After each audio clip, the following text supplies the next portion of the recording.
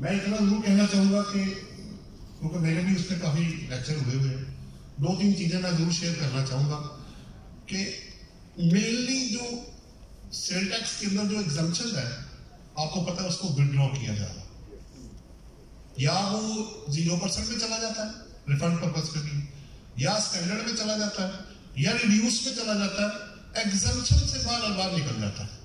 चलो वो भी ठीक है, कुछ बाकी भी है। एक तो ये मेन ऑब्जेक्टिव है, बाकी जो निटी गिटी है वो सब आपसे शेयर करेंगे। मैं अपने टॉपिक की तरफ वापस आता हूँ जी। इससे पहले कि इसमें मैंने कोशिश की है कि मैं आपको क्वेश्चन आंसर सेशन में इसको लेके चलूं। तो मैंने 38 क्वेश्चन आंसर इसके बना लिए विद लिंक के साथ, बजाय ये कि मैं आपको एक एक सेक्शन को पढ़ना शुरू करूं तो एंड में पता लगे कि सारे लोग सो रहे हैं और समझ में कुछ नहीं आ रहा। तो कोशिश की है मैंने, बाकी देखते हैं इसमें किस हद तक कामयाबी मिलती है। अच्छा, इससे पहले कि मैं इस पर डिस्कशन करूं, ये मेन इसके जी 5 मेन चीजें इसके अंदर। Second feature of anti money laundering act 2010 है। Sequence of money laundering proceedings है अंडर एसओपीज है, स्टैंडिंग ऑपरेटिंग प्रोसीजर इसके बने हुए। सम हाई रिस्क एलिमेंट्स है, उसके बाद 38 क्वेश्चन आंसर है, और एंड में फिर मैंने जो कंप्लीट एक्ट है ना उसको भी लिंक लगा के तो नीचे वो डाल दिया, ताकि अगर किसी ने कुछ देखना है तो उस लिंक में जाके क्लिक करें, वो उस सेक्शन पे पहुंच जाएगा। और उसको वापस भी कर दिया लिंक, ताकि अगर वो वापस आना चाहे तो वापस भी आ सकता है। ये तो इसकी ओवरऑल चीज है। अच्छा, इससे पहले कि मैं मजीद आगे जाऊं, कुछ चीजें मैं आपसे शेयर कर लूं जो मैंने ड्राइव की। लेकिन मसला क्या है, ये एंटी मनी लॉन्ड्रिंग लॉ आया क्यों है, पहला तो क्वेश्चन ये। आपको पता है कि एफएटीएफ में ग्रे लिस्ट में पाकिस्तान गया हुआ है। अब वो कंट्रीज जहां पे ट्रांजैक्शंस पे चेक एंड बैलेंस नहीं है, उन ट्रांजैक्शंस को इन्होंने नाम दिया प्रिडिकेट ऑफेंसेस एक, और दूसरे को नाम दिया इन्होंने फॉरेन ऑफेंस के नाम पे, फॉरेन सीरियस ऑफेंस। ये 2 चीजें इन्होंने कवर की है इसके अंदर। पर्पज एक ही है कि अगर कोई ट्रांजैक्शन सस्पिशियस है या फाइनेंशियल ट्रांजैक्शन जिसको चेक एंड बैलेंस में लाना है, उन सब को कंट्रोल करने के लिए एंटी मनी लॉन्ड्रिंग लॉ बनाया है। क्रक्स जिसे आप कहते हैं, ये क्या है? नंबर 1। अब सवाल ये है कि क्या ये सिर्फ पाकिस्तान के अंदर एप्लीकेबल है?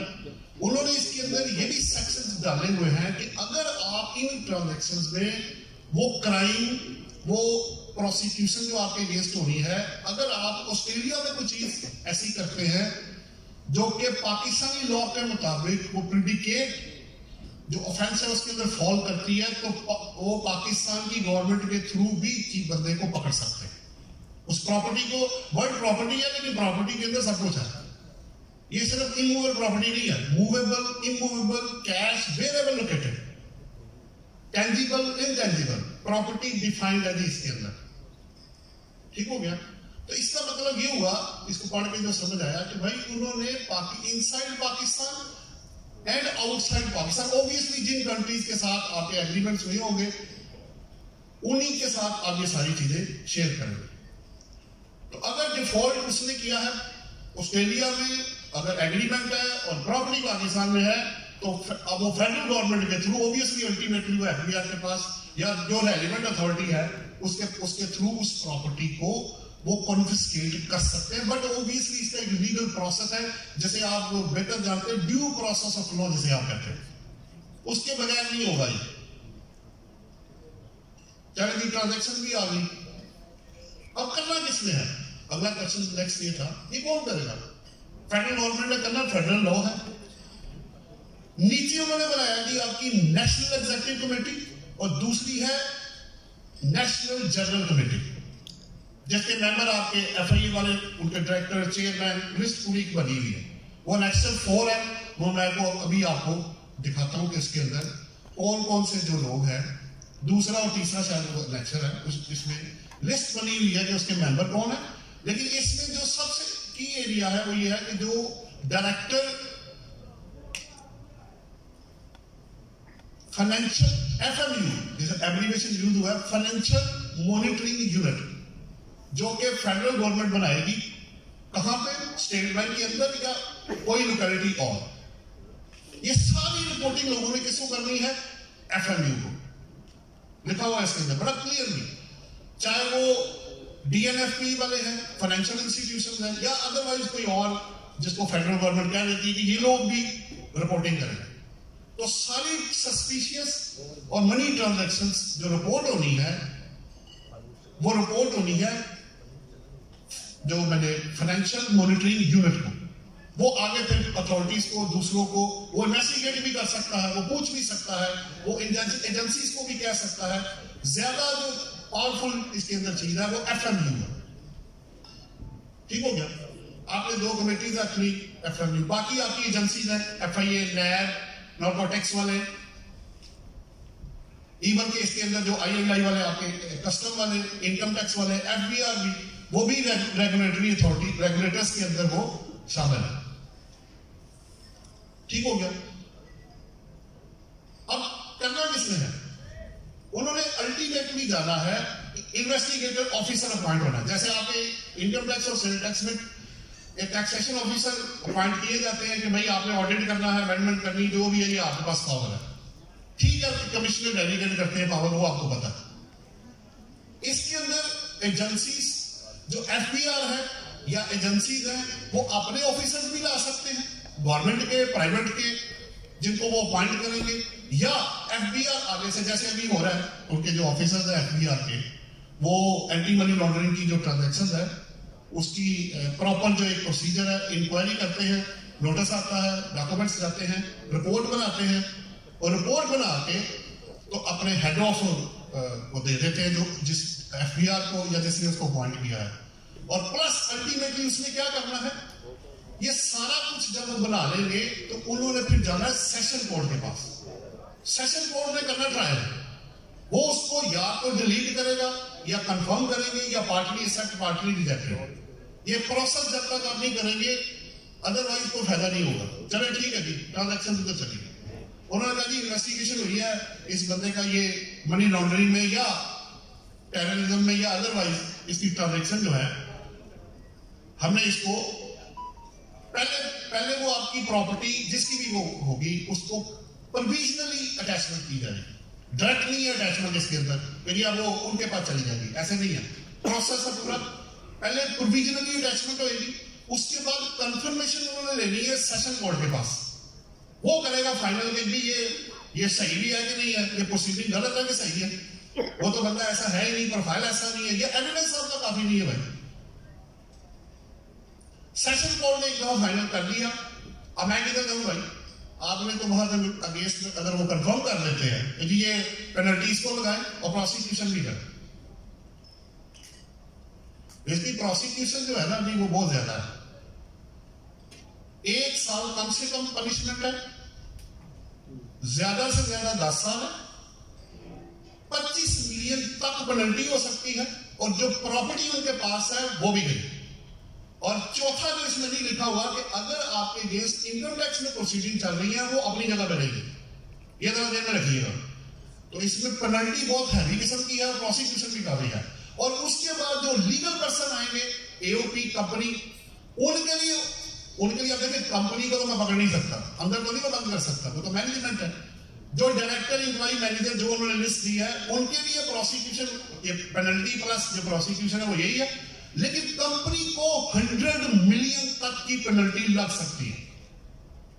ये अप टू है, कंफर्म नहीं है कि जी यही एक रिजल्ट फिगर है तो आपको लगी पेनल्टी। वो 10 मिलियन हो सकता है, वो देखिए वो कोर्ट का काम है। वो इन्वेस्टिगेशन वाले ने आगे जब करना है, आगे जाना है, उसको पेनल्टी जो भी लगानी है उन्होंने अल्टीमेटली उसको कंफर्म करना है, रिड्यूस करना है, वो सेशन कोर्ट ने करना है। मैं खुशामदीद कहता हूँ president Gujranwala tax bar association जनाब तबारक हुसैन साहब से। आप तशरीफ लाएं सर।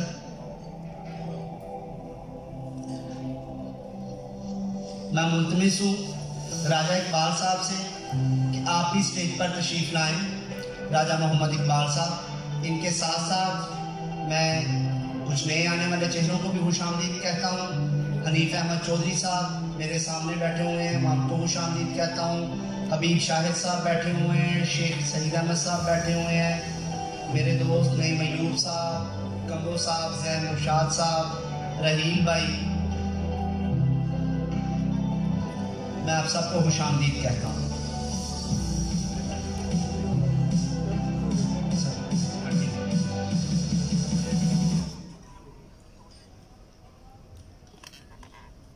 अगर डिलीट हो जाती है पेनल्टी और प्रोसिक्यूशन तो बड़ी अच्छी बात है जी, प्रोसीडिंग तो खत्म हो जाएगी। अगर आप अपील करना चाहते हैं तो आप हाई कोर्ट में जाएंगे। From the communication of the order of the session court आप 60 दिन के अंदर अपील फाइल कर सकते हैं हाई कोर्ट में। आप उससे भी सेटिस्फाइड नहीं है तो कॉन्स्टिट्यूशन के अंदर जाके आप फिर सुप्रीम कोर्ट में अपील फाइल कर सकते हैं, वो अपनी जगह पे है। इनकम टैक्स में भी ऐसे ही है।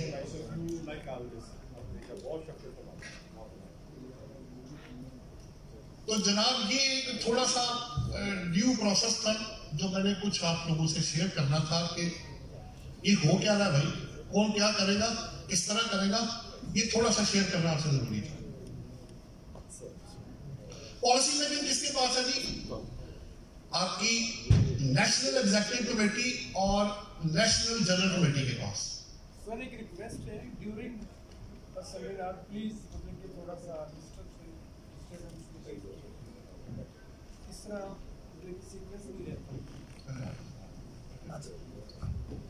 अच्छा चलिए जी, अब मैं आ जाता हूं इसमें 40 इसके कंपोनेंट्स की तरफ आता हूं, फिर मैं इसके बाद में 46 सेक्शन है जी एंटी मनी लॉन्ड्रिंग एक्ट 2010 के। 8 इसके रूल्स हैं, 15 इसके रेगुलेशन हैं और 4 इसके स्केड्यूल हैं। ये कंपोनेंट आपके पास आ गया। बाकी इसमें ऐसा हो सर्कुलर वगैरह है वो अपनी जगह पे, वो इनको कवर कर देंगे। अभी तक जो एफबीआर की साइट के ऊपर अपडेटेड जो वर्जन पड़ा हुआ है वो एंटी मनी लॉन्ड्रिंग का, वो 20 सितंबर 2020 तक वाला जो है वो पड़ा हुआ है। तो उसमें सेकंड और थर्ड अमेंडमेंट इनकॉर्पोरेट हो चुके हैं, उसको दोबारा से मत कीजिएगा। जब मैंने कंपैरिजन किया था तो वो ऑलरेडी अपडेटेड है। एक बात होगी। अब नेक्स्ट क्वेश्चन ये है, ये साइलेंट फीचर अभी मैं आपको दिखाता हूं जी। इसके अंदर जो मैंने अभी शेयर किया आपसे, ये तकरीबन वही है। आप 1 मिनट में इसको देखेंगे। ये आपके पास 14 है जी पॉलिसी बॉडीज, एलईसी और एनजीसी, रेगुलेटरी अथॉरिटी। हाँ, इसमें मैं थोड़ी सी बात करना चाहूंगा। और सेल्फ रेगुलेटरी बॉडीज, देखिए कुछ रेगुलेटरी बॉडीज हैं जो उन्होंने, जैसे स्टेट बैंक ऑफ पाकिस्तान है, एसईसीपी है, और आपको पता है ज्वेलर और जो एजेंट्स हैं उनके लिए उन्होंने एफबीआर को पावर दी है, और भी लिस्ट में पड़ी हुई है। दूसरा इसमें वर्ड है सेल्फ रेगुलेटरी बॉडी।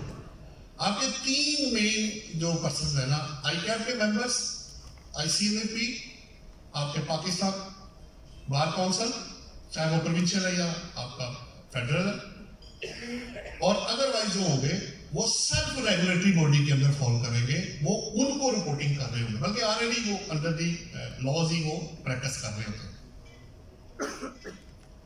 फिर कोर्ट्स आपको मैंने बताया, वो पहली 2 बात हो चुकी। सेशन कोर्ट ट्रायल करेगा और हाई कोर्ट आगे आपकी फाइनल जो है अपील कर सकते हैं। फाइनल मीन्स कि इस लॉ के तहत, बाकी तो आप सुप्रीम कोर्ट के पास भी जा सकते हैं। पब्लिक प्रोसिक्यूटर्स, जब हाई कोर्ट में प्रेजेंटेशन होगी तो ऑब्वियसली फेडरल गवर्नमेंट के बिहाफ पे वो जो प्रोसिक्यूटर जिसे आप कहते हैं वही पॉइंट होके तो उसकी प्रोसीडिंग वहां पे चलेगी। रिपोर्टिंग एंटिटीज ही इसके अंदर मैंने पहले आपको बता दिया, फाइनेंशियल इंस्टीट्यूशन है, और डीएनएफपी जो है वो इसमें फिर बाद में बात करेंगे कि डिटेल क्या है। फाइनेंशियल इंटेलिजेंस जो फ्रेमवर्क है, अभी एफएमयू की बात हुई। फिर उसके बाद इन्वेस्टिगेटिंग एंड प्रोसिक्यूशन एजेंसीज, जिसमें नैब, एफआईए वाले सब मैंने बताया आपको। फिर रिस्क अप्रोच, ये जो, अगर मैं ये चेक करना चाहूं कि ये कैसे पता लगेगा कि एक बंदे ने प्रेडिकेट ऑफेंस किया है, तो उसका स्केड्यूल 1 पूरा लिस्ट पड़ी हुई है, और उसमें 20 लॉज हैं डिफरेंट, और उनके रेलिवेंट सेक्शन हैं, जिसमें बताया, जैसे इनकम टैक्स के अंदर आपको पता है प्रोसिक्यूशन वाले 190 से शुरू होते हैं, 190, 191 से, तो इसमें एक ये है कि अगर आप इनकम टैक्स में 4 किस्म की उन्होंने कहा जी अगर आप डिफॉल्ट करेंगे, ऑफेंस करेंगे आप, जो कि 10 मिलियन के बराबर या ज्यादा होगा, तो उसको लिया जाएगा, उसको कंसिडर किया जाएगा, that will be deemed as predicate offence. तो तब इसमें ये लॉ इन्वोक हो सकता है। अगर मेरी ऑफेंस 10 मिलियन से कम है तो फिर वो प्रेडिकेट ऑफेंस के अंदर फॉल नहीं करेगा। लेकिन इसका ये मतलब नहीं है कि इनकम टैक्स की प्रोसीडिंग नहीं चलेगी, वो अपनी जगह पे है, वो इंडिपेंडेंट है, वो अलग है। These section, this law is independent to the all other laws. In addition to उस लॉ में कुछ लिखा हुआ है, नैब ने, FIA ने, इनकम टैक्स ने, सेल टैक्स ने, वो प्रोसीडिंग अपनी जगह पे रहेगी, वो जिस तरह करना चाहे उनका लॉ जैसे उसको अलाउ करेगा। ये सिर्फ to the extent of predicate जो ऑफेंस होगा उसको लेके बीच में आएगा, यानी उसके बेस पर आप आगे एक्शन होगा। फिर चले आगे चलते। फिर comprehensive definition of money laundering offence, इसके बारे में बताया गया है। इन्वेस्टिगेशन मैंने अभी आपसे बात की, इन्वेस्टिगेटिंग ऑफिसर करेगा या एजेंसीज उसके थ्रू कराएंगी। फिर attachment and seizure of proceed of crime है, तो उन्होंने इसके अंदर एक तरीका, जैसे मैंने भी बताया, टेम्परेरी होगा, पहले प्रोविजनल होगा, फिर बाद में फाइनल होगा। फिर फॉरफीचर और पनिशमेंट्स है, मैंने थोड़ी सी बात की आपसे। अच्छा, इसमें एक चीज मैं जरूर आपसे शेयर करता चलूं, उसको पढ़ के ना दोबारा हर्ट हो रही थी कि जैसे सारा कुछ मेरे ऊपर ही आ गया, तो क्या करूंगा भाई? तो जिसने मुझे पेनल्टी लगानी है उनके लिए भी कुछ चेक एंड बैलेंस है कि नहीं? तो इसमें एक सेक्शन 32 अवेलेबल है जो ये कहता है कि अगर आपकी प्रॉपर्टी या आपकी प्रोसिक्यूशन या आपका कुछ भी या सीजर या आपका सर्च इवन होता है, अगर वो कोर्ट की अप्रूवल के बगैर होगा तो मेरा ख्याल है 3 साल या 2 साल की पनिशमेंट है उस बंदे को, और प्लस 50,000 की मॉनिटरी पनिशमेंट है, या दोनों भी हो सकते हैं। तो लॉ ने सिर्फ इधर भी चेक एंड बैलेंस रखा, उधर भी रखा होगा। जैसे इनकम टैक्स लॉ में एक सेक्शन है जो ये कहता है कि आप डबल टैक्सेशन नहीं होगी, तो ठीक है, डिपार्टमेंट एक इनकम पे 2 दफा टैक्स नहीं चार्ज कर सकता, लेकिन आप पे ये चेक एंड बैलेंस ये है कि आप एक डिडक्शन भी 2 दफा माइनस नहीं कर सकते। दोनों को चेक एंड बैलेंस, इसी तरह पैरेलल इधर भी रख दिया, और वो ठीक है, वो अमाउंट जरा कम है, वो एक अलग बात है। लेकिन ये नहीं है कि जिसको परमिशन नहीं मिली तो घुस गया, जो मर्जी करना शुरू कर दिया, इस तरह नहीं है। कोर्ट की परमिशन के बगैर, कोर्ट मींस सेशन कोर्ट, ये मैं बताता चलूं, डेफिनेशन में गिवन है, आप जाके पढ़ सकते हैं। फिर मैनेजमेंट ऑफ फॉरफिटेड एसेट्स और आगे एडमिनिस्ट्रेशन है। आप प्रॉपर्टी फिर उनके पास जाएगी, जब जाएगी तो वो उसको बेच सकते हैं, जो भी उन्होंने करना है वो आपको पता है, जब प्रॉपर्टी कॉन्फिस्केट हो गई है। अलबत्ता इसमें यह है कि अगर कोई प्रॉपर्टी ऐसी उनके पास गई है जो पेरिशेबल है, तो वो अब लगेगा नहीं भाई इसको प्रोटेक्ट करने पे उससे ज्यादा खर्चा हो जाएगा, तो उसमें उन्होंने परमिशन ये दी हुई है कि कोर्ट की परमिशन के साथ आप उसकी अर्ली डिस्पोजल भी कर सकते हैं, अगर वो आपको ये पावर दे दे तो। आप मींस जिसने कॉन्फिस्केट किया आपकी प्रॉपर्टी।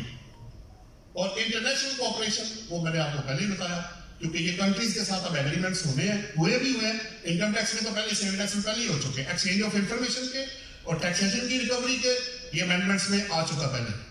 तो इसके अंदर भी आप कॉन्ट्रैक्ट करेंगे, एग्रीमेंट्स करेंगे कि अगर आपका डिफॉल्टर है या इधर डिफॉल्टर है तो कैसे फिर उससे प्रॉपर्टी उधर या इधर से उससे रिकवरी की जा सकती है। ये कुछ ओवरऑल व्यू था जी। फिर इसकी जो ये मैं ऑलमोस्ट कवर कर गया हूँ, इसमें मुझे अब जाने की जरूरत नहीं है। फिर इसमें कुछ हाई रिस्क वाले एरियाज है जहां ट्रांजैक्शन, उसमें आपको पता है कि उन्होंने अलग से आपको हर कैटेगरी वाइज अकाउंटेंट्स का, ज्वेलर्स का, एजेंट्स का, उनके अलग अलग से ब्रोशर पूरे एफबीआर में अपलोड कर दिए। एफबीआर की साइट पे जाकर आप चेक कर सकते हैं, बड़ी डिटेल कंप्रीहेंसिव उसमें अवेलेबल है कि उसने किन किन चीजों को कंसीडर करना है व्हाइल प्रिपेयरिंग दीज इंफॉर्मेशन। अच्छा, अब सवाल ये पैदा हो गया, सबसे पहला क्वेश्चन है, इससे पहले मैं क्वेश्चन आंसर पे जाऊं, ये लॉ आया कब था? ये सवाल खड़ा हो गया। इसके अंदर तो नहीं लिखा हुआ, आप जाके पढ़, वो तो अपडेटेड आपको लिखा हुआ है। तो मैंने कहा भाई ये आया कब था, तो इसका फ्रेमवर्क भी आपके लिए बनाया है, अगर आपके सामने जो भी आया हुआ देख लो। हाँ,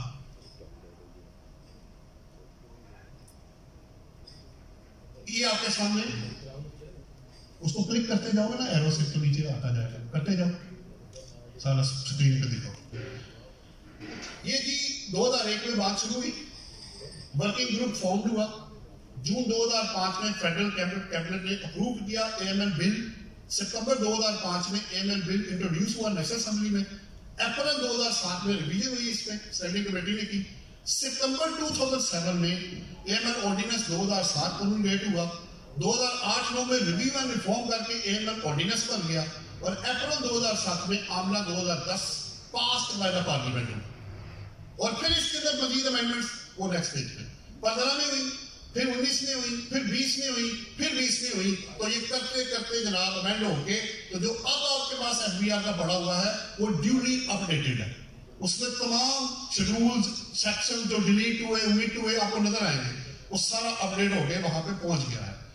अब ये क्यों था, ये क्वेश्चन क्यों रेज हुआ, सवाल ये था, ये मैं ही क्वेश्चन कर रहा था, मैं आपके पास ताहिर भाट साहब बैठे होंगे, मैं उनका बहुत शुक्रगुजार हूँ, मैंने उनसे काफी डिस्कशन करके उनसे काफी चीजें शेयर की थी इसके अंदर। ऑब्वियसली लीगल पर्सन के बगैर इंसान मुश्किल हो जाता है। तो क्वेश्चन ये था, मुझे क्यों कंफ्यूजन हुई कि लॉ में लिखा नहीं हुआ, अब मैं कहां से ढूंढ के लाऊं, और कंफ्यूजन क्यों हुई, जो लास्ट इसका सेक्शन है ना उसने कंफ्यूजन क्रिएट की, एक तो था नहीं, अब लास्ट इसका सेक्शन ये कहता है कि 5 जनवरी 2008 ऑन और आफ्टर 5 जनवरी 2008, जब वहां 8 आया तो मैं कंफ्यूज हो गया कि नाम तो 10 है इसका, ये 8 अंदर कैसे आ गया, इसका मतलब कि पहले कुछ था इसके। तो वो जो पहले था वो मैंने आपको दिखाया कि उन्होंने जितने नोटिफिकेशन स्टेप्स डायरेक्शंस जो कुछ भी उन्होंने किया है वो उसको प्रोटेक्ट कर लिए सेक्शन 46 के थ्रू, ये मैं आपको बताता चलूं, ये जरा याद से इसको देख लीजिएगा क्योंकि आपको उसके अंदर डेट लिखी हुई नजर नहीं आएगी, वो उसकी इफेक्टिव डेट, ये ऑलरेडी लॉ अवेलेबल था, उसकी एप्लीकेशन आपके सामने अभी मैंने आपको दिखाया है, 7 में और 8 में, फिर ऑनवर्ड करते करते ये एक ऑर्डिनेंस से निकल के अब एक्ट की शक्ल में आपके सामने आए।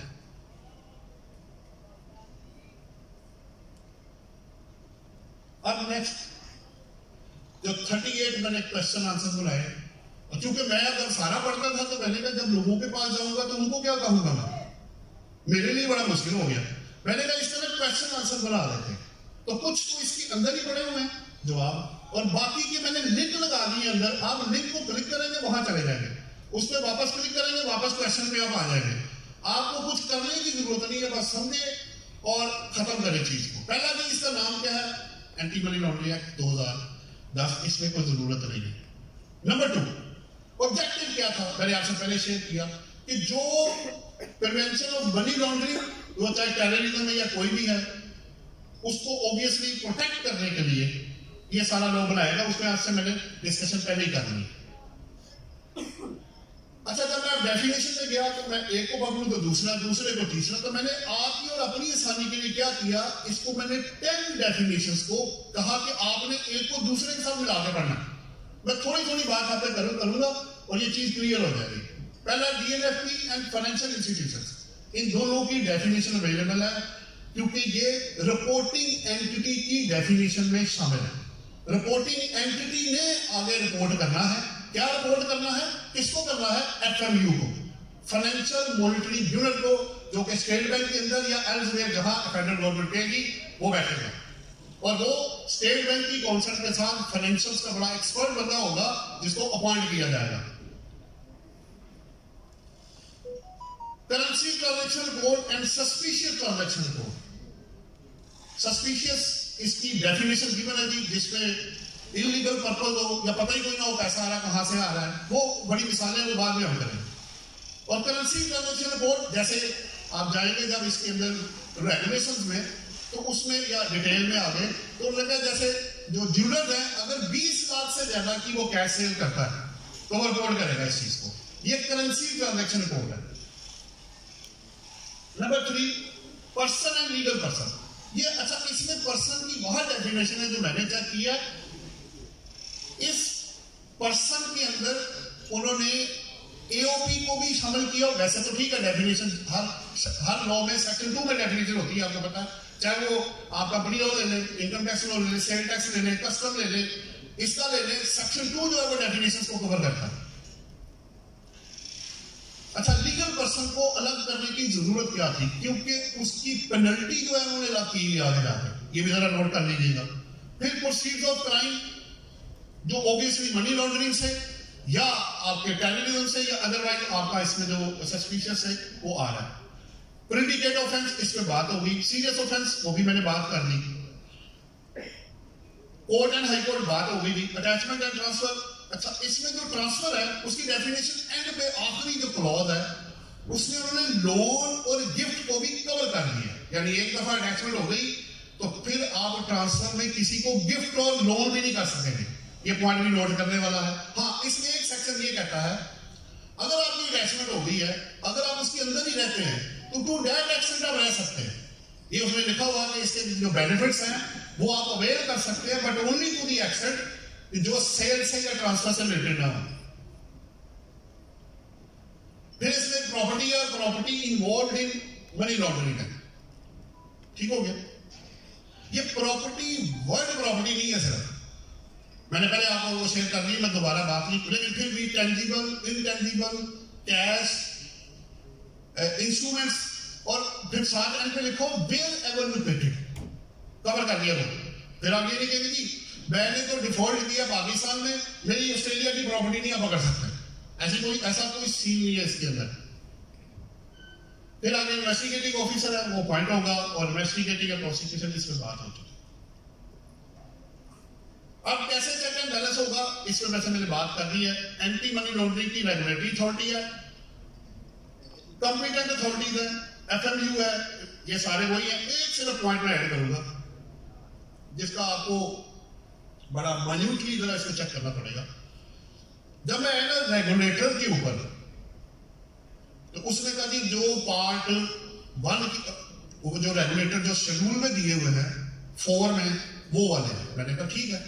जब मैं कंप्यूटर अथॉरिटी में आया तो उसमें भी रेगुलेटर है और बाकी सारे अंदर आ गए, तो मैंने कहा इन दोनों में फिर फर्क क्या है भाई, ये दोनों हैं क्या, ये कौन है कंप्यूटर अथॉरिटी, ये करेगा क्या? जब आप इसका रूल 8 पढ़ेंगे, मैंने आगे इसको कवर किया हुआ है, 8 का 3 या 4 है, वो ये कहता है कि अगर आपको कोई एडमिनिस्ट्रेटिव प्रॉब्लम हो गई है, आपकी रजिस्ट्रेशन नहीं हुई, लेट हुई, पेनल्टी लग गई, तो उस सूरत में अच्छा अपील 2 तरह की है, ये भी ध्यान में रखिएगा। एक अपील वो है जो पेनल्टी और प्रोसिक्यूशन से रिलेटेड है। अगर एडमिनिस्ट्रेशन में कोई प्रॉब्लम आपको आ जाती है, रजिस्ट्रेशन लेट हो गई, नहीं कराई, पेनल्टी आपको लग गई, तो फिर आप सेशन कोर्ट के पास नहीं जाएंगे, फिर जो अथॉरिटी कंपिटेंट अथॉरिटी को बनाएंगे उसको आप अपील फाइल करेंगे। और रूल्स ये कहते हैं वो कौन होगा, वो होगा जिसने कि आपके अगेंस्ट फैसला ना किया हो, और प्लस वो सीनियर मैनेजमेंट में भी नहीं होना चाहिए, क्योंकि देखिए सिंपल सा प्रिंसिपल है, जज must be an independent person. अगर वो इंडिपेंडेंट नहीं है किसी भी फील्ड में, जैसे हम लोग चार्टर्ड अकाउंटेंट जो है, अगर हम किसी कंपनी में शेयर होल्डर हो या इन्वेस्टर हो तो हम उस कंपनी का ऑडिट नहीं कर सकते बाय लॉज है। अगर फैसला भी मैंने ही करना है, ऑर्डर भी मैंने ही करना है और आगे सुनने वाला भी मैं ही हूं, तो आप समझ सकते हैं फिर फैसला इंडिपेंडेंट नहीं हो सकेगा। तो जज must be an independent wherever he is working. बड़ा सिंपल सा प्रिंसिपल है, इसमें कोई दूसरी राय नहीं है। एफएमयूजी फाइनेंशियल मॉनिटरिंग जो यूनिट है, आगे इसका जरा सेक्शन देखना था, इसका 6 है मेरा खाना। अब अगर लिंक को क्लिक कर देना, यदि सारा नहीं हो सकेगा, लेकिन मैंने कोशिश की कि मेन चीजें। अब उसने करना क्या है, विदिन 7 days ऑफ, आ गया सामने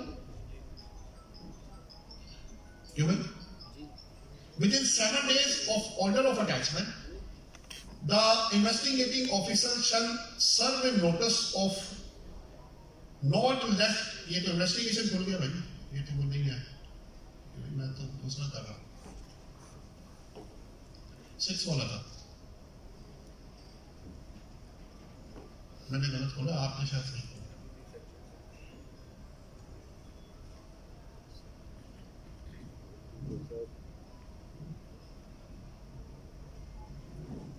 ये है जी आपका मेरे सामने 6 नंबर है जी। पहले तो क्या करेंगे जी, appointment and location of MU पहले बात होगी आपसे, फेडरल गवर्नमेंट करेगी और उसको एसपीपी या उसके नाम जगह भी एफएमयू इंडिपेंडेंट डिसीजन विद इन इसकी एक ज्यूरिडिक्शन आपको पता होती है, जैसे टैक्सेशन ऑफिसर की होती है, सेल टैक्स में होता है, ज्यूरिडिक्शन के बगैर कोई भी काम नहीं हो सकता। और एक ये सेटल प्रिंसिपल है, आपको पता है, हमेशा पॉइंट ऑफ लॉ पहले सेटल किया जाता है, उसके बाद पॉइंट ऑफ एक्ट आएगा। ये बात की बात है, दिमाग में क्या होना क्या, मैं रिसेंटली कराची में केस करके आया हूँ, तो ज्यूरिडिक्शन उनके अंदर पास आ नहीं रही थी। रीजन मैं इसमें नहीं जाना चाह रहा, क्योंकि उसकी तमाम प्रोफाइल चेंज हो गया हुआ था, लेकिन सीटीओ कराची आ रहा था। तो मैंने कहा सर रिक्वेस्ट किया कि बाकी चीजें आप देख लें, पॉइंट ऑफ लॉ रिजॉल्व होगा तो हम आगे जाकर बात करेंगे। और इवन अदरवाइज फैक्ट मैंने आपको बता दिए, इसको पेंडिंग को शिफ्ट कर दें। उनकी मेहरबानी थी, उन्होंने मेरी बात मान ली और रिक्वेस्ट की कि जी आप चीफ मिनिस्टर को लिखे लेटर और इसको हम लाहौर में शिफ्ट कर दें। तो ज्यूरिसडिक्शन जिसके पास होगी मैंने उसी के पास जाना। नंबर 2 हो गया appointment of DG of MU, उसको अपॉइंट किया जाएगा, जाहिर बात है उसमें काम करना है। पावर्स एंड फंक्शंस ऑफ एफएमयू जी आगे नेक्स्ट पेज पे, और आपसे इंफॉर्मेशन इसमें देखिए रेड मैंने कर ली है ताकि थोड़ी थोड़ी बात कर लें। Suspicious transaction report, currency transaction report analysis उनका वो करेंगे, उसको डिससेमिनेट करेंगे कॉन्फिडेंशियल बेसिस पे, और क्रिएट एंड मेंटेन डाटा करेंगे वो, और कोऑपरेट करेंगे वो financial intelligence unit of other countries. ये वही है कि अगर उधर ट्रांजैक्शन हो रही है या इधर हो रही है तो वो कोऑपरेट आपस में करेंगे। और इसका है represent Pakistan of all international and regional organisations में। इसमें सबसे ज्यादा पावरफुल जो है ना इस पूरे लॉ के अंदर वो फाइनेंशियल मॉनिटरिंग यूनिट है।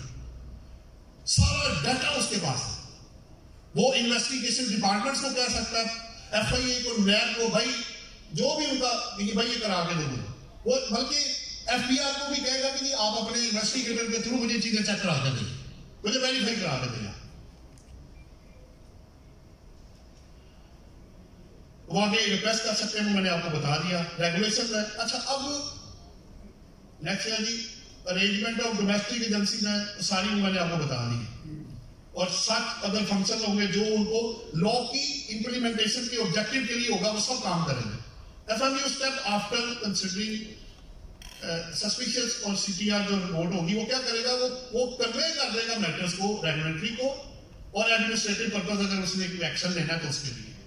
डीजी ऑफ एफएमयू में order to freeze property subject to pre condition, उसके पास ये पावर है कि वो प्रॉपर्टी को फ्रीज कर सकते हैं, बट सब्जेक्ट टू फुलफिलमेंट है। इसमें कोर्ट ऑब्वियसली शामिल है, और कितने दिन के लिए होगा, 15 दिन के लिए होगा। ये आपका 36 फाइनेंशियल मॉनिटरिंग यूनिट। अब मैं वापस आता हूं जी, और फिर ऊपर क्लिक करूंगा हेडिंग पे, ये आपका ये भी हो गया, ये 6 आपको पूरे होंगे। 7 what is the punishment of money laundering. वैसे मैंने आपको करा दिया, लेकिन मैं आपको वो सेक्शन 8 है, सॉरी 4 है, ये लिंक पे जाकर जी 4 को क्लिक करें, एक नजर दिखा दें सबको। वैसे तो कर दिया आपको मैंने, जबानी बात होगी थी आपसे, आगे नहीं सामने 4 ये आपके सामने है। अच्छा इसमें एक इंपॉर्टेंट पॉइंट बहुत है, वो ये है कि जैसे अगर आपको याद हो तो पेनल्टीज जब टैक्स में लगती थी ना, तो पहले हाई कोर्ट की जजमेंट्स थी कि विलफुल होना जरूरी था। उसको पता हो कि जी इंटेंशनली हुआ है, अनइंटेंशनली नहीं हुआ, तो ये विलफुल साबित कैसे होगा जनाब? जब तक केस टू केस को स्टडी नहीं किया जाएगा, आप नहीं कह सकते कि एक बंदे ने विलिंगनेस से किया है या अनविलिंगनेस से हो रहा है। ये बहुत मुश्किल सवाल है। पता था या नहीं पता था, फैक्ट्स एंड फिगर्स से पता लगेगा। अब इसमें पहला अगर ये प्रूव हो जाता है कि एक बंदे ने किया है, तो मैंने सामने लिखा है नॉट लेस देन 1 ईयर है, और मे एक्सटेंड हो सकता है 10 साल तक। फाइन क्या है, अप टू 25 मिलियन है, और प्रॉपर्टी भी जाएगी, और या इक्वलेंट प्रॉपर्टी कोई और होगी, अगर वो नहीं पूरा होता तो वो भी ले सकते हैं। और नीचे आता है लीगल पर्सन का, उसको पनिशमेंट क्या है, 100 मिलियन है, लीगल पर्सन के लिए, और अदरवाइज जितने इंडिविजुअल हैं उनके लिए वही है जो ऊपर लिखा हुआ।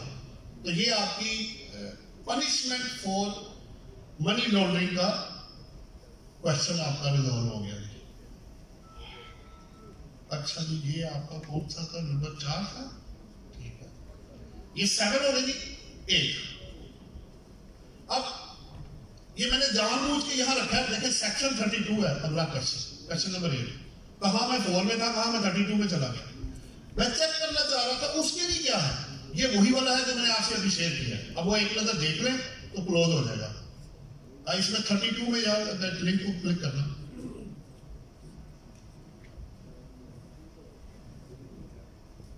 ये आपके सामने ये आ गया 32 आ गया भाई। ये देखिए इसमें लिखा है कि अगर कोई investigating officer without prior permission of court survey search details करता है या अरेस्ट करता है, तो नीचे क्या लिखा हुआ है? कन्विक्शन जब इस हो जाएगा साबित, imprison for a term which में एक्सटेंड टू 2 years और फाइन विच में एक्सटेंड टू 50,000 और बोथ। तो जनाब नगरी नहीं है, इतना डरने की जरूरत नहीं है। पहले उसको भी पावर, जिस तरह ड्यू प्रोसेस मेरे लिए है तो लो उसके लिए भी है, बराबर में है कि भाई आप लेके आए परमिशन, दिखाएं क्या मैंने प्रिडिकेट ऑफेंस किया है, दिखाएं मुझे। क्या मैं DNF या फाइनेंशियल इंस्टीट्यूशन में फॉल करता हूं? आपने मुझे ये लॉ लगाया ना एंटी मनी लॉन्ड्रिंग का, तो क्या मेरे ऊपर ये एक होता है? एक रिसेंटली मेरे पास ना एक पेज मुझे भेजा था, उसमें ये हुआ कि उस बंदे की रजिस्ट्रेशन, उन्होंने कोई लेटर लिखा, जवाब नहीं दिया या दिया गया, तो उन्होंने कंपल्सरी रजिस्ट्रेशन कर ली और उसको 50 के पता नहीं कितनी पेनल्टी उसको लगा दी। उसने अपील फाइल की, आमला जो डायरेक्टर जनरल थे इसके, लेकिन वो वाले जिसने वो फैसला नहीं किया हुआ था, उन्होंने सारे फैक्ट्स रखे कि जनाब ये नाम है, ये सब है, ये कॉन्ट्रैक्ट है, कोई ट्रांजैक्शन कोई ऐसी चीज है ही नहीं। तो मुझे तो रजिस्ट्रेशन रिक्वायर्ड ही नहीं जनाब, मुझे क्यों इंतजार डाल रहे हैं? उन्होंने जनाब उसने उनको डिलीट कर दिया उस पेनल्टी और कहा कि जी दोबारा से आप चेक कर लें, हमें तो लगता है कि डॉक्यूमेंट्स यही कहते हैं कि इसको रिक्वायर्ड नहीं था। तो जब रिक्वायर्ड ही नहीं था तो नो कैसे अप्लाई हो गया?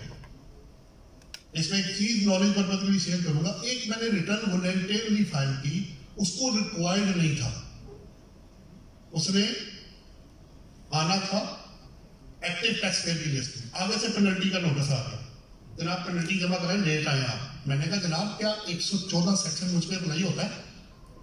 ये तो मैंने इसलिए फाइल किया है क्योंकि मुझे डबल रेट पड़ा आगे से। वो बेचारा रिटायर्ड आदमी, उसने प्रॉपर्टी खरीदनी या बेचनी, वो डबल रेट में हुआ आगे। आप मुझे पेनल्टी की बात कर रहे हैं। मुझे पहले ये बताएं क्या मैंने कोई डिफॉल्ट किया? नहीं किया, तो फिर पेनल्टी किस बात की? ये तो मैं अपने आप को ATL की लिस्ट में लाने के लिए, बार डिस्प्यूट लिटिगेशन हो सकता है, मैंने पॉइंट ये रेज किया। तो क्या मैंने अगर कोई डिफॉल्ट किया है तो लाइन में जनाब मुझे साबित कर दे और मुझसे पैसे ले लें आप, कोई मसला नहीं है।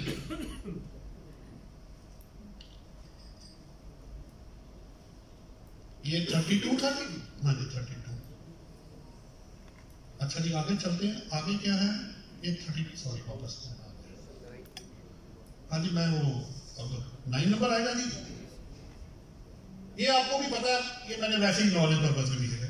एमनेस्टी में अगर आपको याद हो तो स्पेसिफाइड पब्लिक सर्वेंट्स और क्राइम क्रिमिनल ऑफेंसिव उस लोगों को एमनेस्टी भी नहीं दी गई थी। ये नॉलेज पर्पज के लिए और कुछ इसका पर्पज नहीं है, वो आप एमनेस्टी में जाके देख सकते हैं। पर्पज ये है कि क्राइम तो क्राइम है जनाब, सीधी सी बात है। नहीं जी, अब what is the procedure and manner of furnishing information by reporting entities to FMU? जब आप FBI की साइट पे खोलेंगे ना तो आपको दो चीजें मिलेंगी। एक है DNFB का टैब, अगर आपने रजिस्ट्रेशन करवानी है उनकी रिक्वायर्ड इंफॉर्मेशन फीड करें। एक पॉइंट जरा नोट कर लें, एक ये है कि या तो आप पुलिस से करैक्टर सर्टिफिकेट लेकर आए, अगर वो नहीं दे सकते तो आप एक एफिडेविट लिख के उनको दे दें कि जनाब मेरे अगेंस्ट कभी कोई क्रिमिनल एक्टिविटी या कोई केस नहीं बना, तो आपकी रजिस्ट्रेशन सिंपली हो जाएगी जिसको रिक्वायर्ड होगा। दूसरा क्या है कि ये वाला सवाल है, अब मैंने रिपोर्टिंग कैसे करनी है? अगर आप उस पर जाएंगे सिस्टम में तो उन्होंने गो FMU के नाम पे एक साइट बना दी है, आप सिंपली उस पर जाएं, उसका जो पर्टिकुलर रिक्वायर्ड है वो दें, और उसमें फिर आपकी जो भी वो करेंसी ट्रांजैक्शन रिपोर्ट या सस्पिशियस ट्रांजैक्शन रिपोर्ट आप उसमें जाकर फीड कर सकते हैं। ये दो चीजें ऑनलाइन अवेलेबल है, मैनुअल इसमें कुछ नहीं है। इसके बाद मैंने कुछ नहीं करना, मैंने रिकॉर्ड रखना है। ये कोई टैक्स नहीं है, ये कोई पेनल्टी नहीं है, मुझे ट्रांजैक्शन उसी तरह रिकॉर्ड मेंटेन करने हैं जिस तरह मैं पहले कर रहा हूं। जस्ट उसके अंदर सस्पिशियस और करेंसी ट्रांजैक्शन जिन पे एप्लीकेबल है उसको अलग से रिपोर्ट करना है अगर वो रिक्वायर्ड होगा तो। वैसे आगे क्वेश्चन आ रहा है लेकिन मैं फिर भी आपसे शेयर कर देता हूं, इसमें रिकॉर्ड कितने साल का रखना जनाब? मेरा सवाल ये है, क्या मैं मतलब लाइफ टाइम के लिए है? नहीं, 5 साल का रिकॉर्ड आपने मेंटेन करना है। अभी मेरे ना एक केस में 16, 17, 18, 19 4 साल अंडर एंटी मनी लॉन्ड्रिंग के अंदर उन्होंने नोटिस दिया और इन्वेस्टिगेशन हो रही है उसकी। आज तो हमारी तरह से सारी चीजें कंप्लीट हो चुकी है। तो टाइम लिमिटेशन इसके अंदर भी है, लेकिन एक एक्सेप्शन है, वो जरूर ध्यान में रखिएगा। जब आप इसमें सेक्शन भी आपको दिखा देता हूं, वो ये कहता है कि अगर आपने सस्पिशियस ट्रांजैक्शंस या करेंसी की जो ट्रांजैक्शन रिपोर्ट की है उसका रिकॉर्ड आपने 10 साल तक मेंटेन करना। तो 5 अगर कोई सस्पिशियस या करेंसी ट्रांजैक्शन नहीं है तो 5 साल है। अदरवाइज उसके अंदर अगर सस्पिशियस या वो आपकी करेंसी ट्रांजैक्शन रिपोर्ट हुई है तो फिर आपको 10 ईयर का रिकॉर्ड मेंटेन करना लाजमी। और तीसरा मैं ऐड कर देता हूं, और वो आपको पहले ही पता है, अगर कोई केस पेंडिंग चल रहा है तो वो आपको पता है जब लिटिगेशन चल रही होती है तो जब तक उसका फैसला नहीं हो जाएगा, चाहे वो 20 साल हो जाए, फिर वो उस साल या उन सालों का रिकॉर्ड रखना लाजमी होता है। ये तीसरा आपको पहले से पता है। 11। अच्छा, अब ये भी है कि अगर एक बंदा वो सस्पिशियस ट्रांजैक्शन रिपोर्ट या फॉल्स इंफॉर्मेशन रिपोर्ट कर देता है, वो ट्रांजैक्शन 10 लाख की है, उसने उसको 4 कर दिया, या 10 लाख है उसको 20 कर दिया, एडवर्टाइजली और इनएडवर्टाइजली, तो अब करना क्या है? उसके लिए भी उन्होंने सेक्शन 33 में 33 देखो उसमें लिखा हुआ मैंने,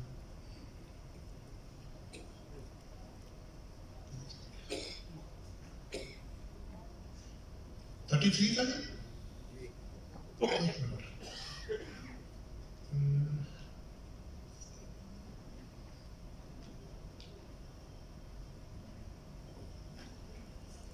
आपके सामने जी। इसमें जो 5 साल है विद फाइन है और 5 लाख है, यह बहुत है। बहरहाल पेनल्टी तो आप पढ़ नहीं सकते, मैं खास चीजें मैं आपसे जरा शेयर कर देता हूँ क्विकली, जरा टाइम चूंकि शॉर्ट है। तो रिपोर्टिंग एंटिटी जी मैंने आपको पहले बता दिया, जिसमें फाइनेंशियल इंस्टीट्यूशन, डीएनएफपी और एनी अदर कोई एंटिटी हो सामने। 13 जी टाइम लिमिटेशन रिकॉर्ड, वो मैंने आपको बता दिया। ये अब देख भी ले नजर ताकि इसको क्लोज करें। 7C है जी इसके ऊपर, 7C ये आपका ये बना, ये वो 5 साल वाला है। आप एक नजर देख लें तो मैं इसको आगे चल करता हूँ। 5 साल के लिए आपके जो ट्रांजेक्शन है, वो जो भी कस्टमर ड्यू डिलिजेंस है, एंट्रीज है, जो कुछ भी रिकॉर्ड आपने मेंटेन किया हुआ है उसको आपने मेंटेन करना। चलो मैं आगे चलता हूँ।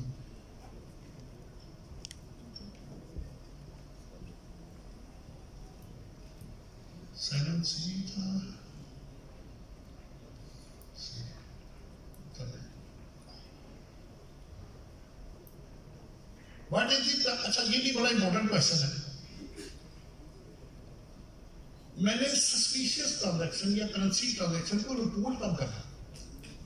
अब 2 चीजें मैं आपको दे देता हूं, उसको सेक्शन मैंने रेफर कर दिया, उसको आप देख लीजिएगा। वो ये कह रहे हैं अगर ट्रांजैक्शन सस्पिशियस है तो आप इमीडिएटली रिपोर्ट करें जितनी जल्दी हो सकता है।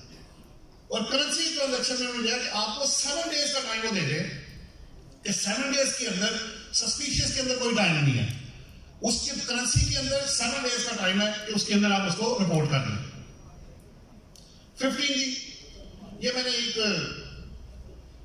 असल में ये हुआ कि section 3 of the income tax ordinance ये कहता है कि अगर कोई लॉ इनकंसिस्टेंट होगा इनकम टैक्स से तो इनकम टैक्स प्रिवेल करेगा।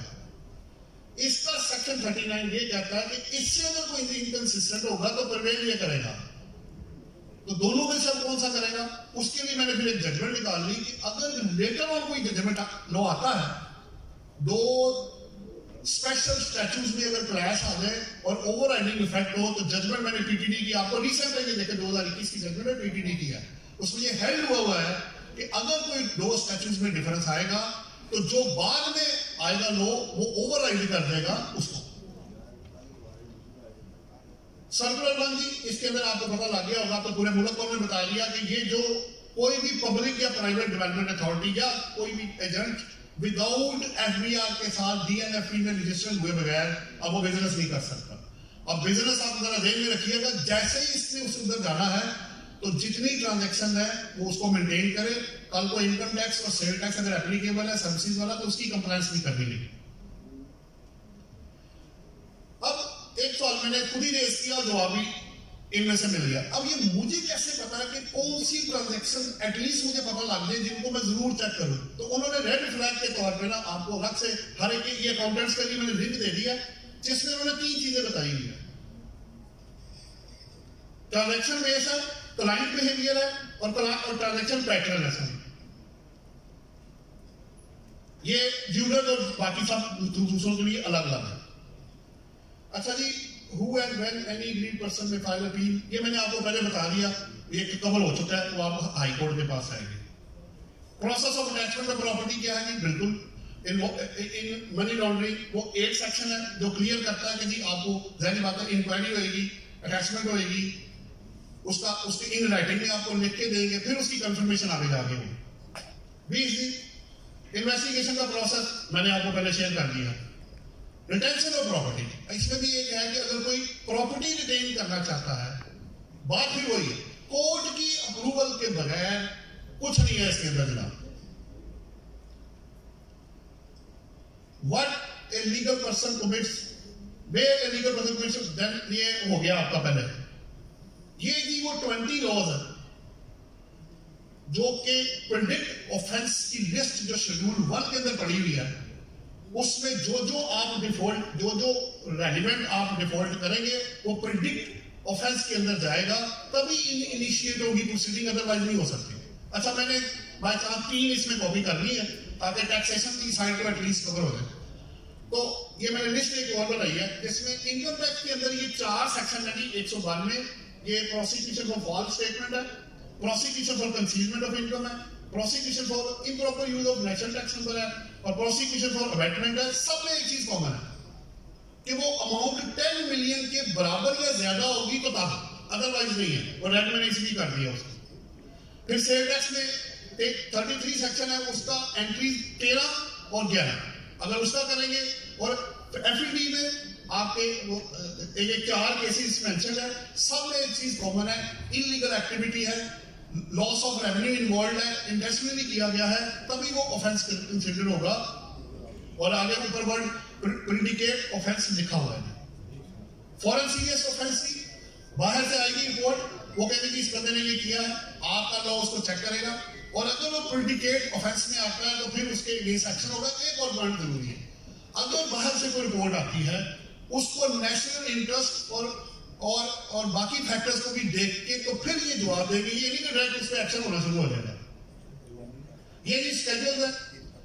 शेड्यूल 1 आपका प्रेडिकेट ऑफेंस है, उसकी लिस्ट पूरी है। शेड्यूल 2 मेंबर एमईसी है, शेड्यूल 3 आपके मेंबर जनरल कमेटी है, और लास्ट में आपका रेगुलेटरी जो अथॉरिटी और आपका जो सेल्फ रेगुलेटरी है वो 4th शेड्यूल के अंदर। ये स्पेसिफिक सेक्टर्स कंप्लायंस है जो कि उन्होंने मैंने साइट लिख दी है, जब नेट आपका चाला होगा इसको क्लिक करेंगे वहां पर ले जाएगा आपको। ये रेड फ्लैग्स है जी फॉर डीएनएफपीस के लिए। Who will exercise jurisdiction to try, वो मैंने आपको बता दिया, सेशन कोर्ट करेगा। अपील हाई कोर्ट को मैंने आपको बता दी। अब प्रोविजनल के बाद वो फाइनल करेगा, जाहिर बात है इसकी प्रूवन देगा। ये आपके जी रूल्स हैं जो मैंने 8 आपको बताए थे, इसको आप जस्ट पढ़ेंगे तो ये क्लियर हो जाएगा। और इसको मैंने स्पेशली यूज किया था कॉम्पिटेंट अथॉरिटी के लिए। ये आपके जो एंटी मनी लॉन्ड्रिंग रेगुलेशन है। अच्छा, एक और बड़ा अच्छा पॉइंट है, वैसे आगे सवाल आ रहा है, ये 15 वो रेगुलेशन है जो उन्होंने फाइनेंशियल मॉनिटरिंग यूनिट जो है under the control and supervision of NIC बनाया है। ये बन चुके हैं। ये हाई रिस्क जो ज्यूरिसडिक्शन है उनके बारे में रूल्स हैं। ये आपको पता 2 SR आए हैं, एक जो आपके DNFP की अथॉरिटीज थे और दूसरे उनके डायरेक्टर एंड ऑफिस की ज्यूरिसडिक्शन के ऊपर। ये कैसा था कि रूल कौन बनाएगा, लेकिन लॉ तो बन गया फेडरल गवर्नमेंट के थ्रू आ गया, रूल कौन बनाएगा और रेगुलेशन कौन बनाएगा, दोनों अलग अलग है। 43 आपका सेक्शन बताएगा कि federal government in consultation with the NEC national executive committee से मिलकर वो रूल्स बनाएगा। लेकिन जो नीचे वाला ना, जैसा मैंने आपको कहा, FMU बड़ा पावरफुल है इसके अंदर, इस पूरे लॉ के अंदर। FMU के जो डायरेक्टर है वो वहां एक डायरेक्टर है जो नेशनल एग्जीक्यूटिव कमेटी में भी है और जनरल एग्जीक्यूटिव जो कमेटी है उसके अंदर भी है, दोनों में। अच्छा जी, अब रेगुलेशंस FMU बनाएगा under the supervision control of national executive committee. ये 2 क्यों यूज हुए वो मैंने आपको बता दिया। अच्छा, ये एक जी 2-3 और मेरे क्वेश्चन है, मैं इसको 2 रह गए। एक मैंने आपका वैलिडेशन सेक्शन मैंने आपको पहले करा दिया। ये 37 मेरा सिर्फ क्वेश्चन एक रह गया। अगर ऑफेंसेस जो पनिशेबल है, इसमें मेरी काफी डिस्कशन हुई है। एक बंदा कन्विक्ट हो गया इस चीज से, अब लॉ क्या कह रहा है? सेक्शन 21 है, बड़ा इंपॉर्टेंट है ये। सवाल ये हो रहा है, अगर इसमें लॉ ये कह रहा है कि अगर किसी बंदे को इस लॉ में 3 साल या उससे ज्यादा की सजा हो गई तो वो बेलेबल नहीं है। ये बड़ी अजीबोगरीब एक चीज थी कि यार ये क्यों होने जा रहा है, ये मतलब क्या है? ठीक है, क्राइम है तो क्राइम लोग करते हैं ना, तो बेल किधर चलेगी? तो उसमें कुछ एक्सेप्शन जो है ना इसके अंदर, वो आपने जरूर नोट कर दिया है। पहली बात तो यह कि कोर्ट इन राइटिंग के बगैर, चाहे FMU आए चाहे कोई बंदा है, इन्वेस्टिगेटिंग ऑफिसर है, इन राइटिंग और फैक्ट्स एंड फिगर्स को चेक किए बगैर कोई भी फैसला नहीं होने लगा। इसमें क्लियरली लिखा हुआ। पहली बात तो 3 साल से अगर कम है, ये आप बोर्ड का काम है, सेशन में कितना उसको कर रहा है, तो फिर ऑब्वियसली वो बेलेबल है। फिर उन्होंने ये कहा कि अगर कोर्ट ये समझता है कि ये बंदा बाहर जाके उसके जो फैक्ट्स को चेंज नहीं करेगा तब भी वो कर सकते हैं। ये भी इसमें एक्सेप्शन एक अवेलेबल है। और एक और चीज कि जो इन्वेस्टिगेटिंग ऑफिसर होगा वो रेलिवेंट अथॉरिटी और उसके हेड की अप्रूवल के बगैर वो आगे नहीं जाएगा। बाकी तो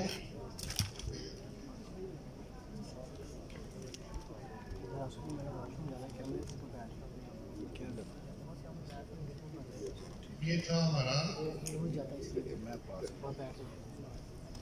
jurisdiction offenses and non bailable वाला। ठीक है, मेरे जितना 2 मिनट में हो जाऊंगा। ये आपके 37 और 38 आपके पूरे हो गए जी।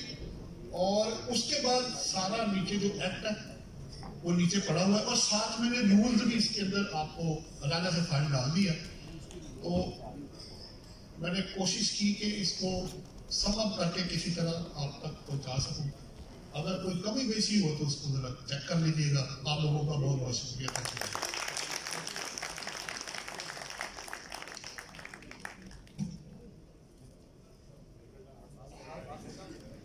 But sir very well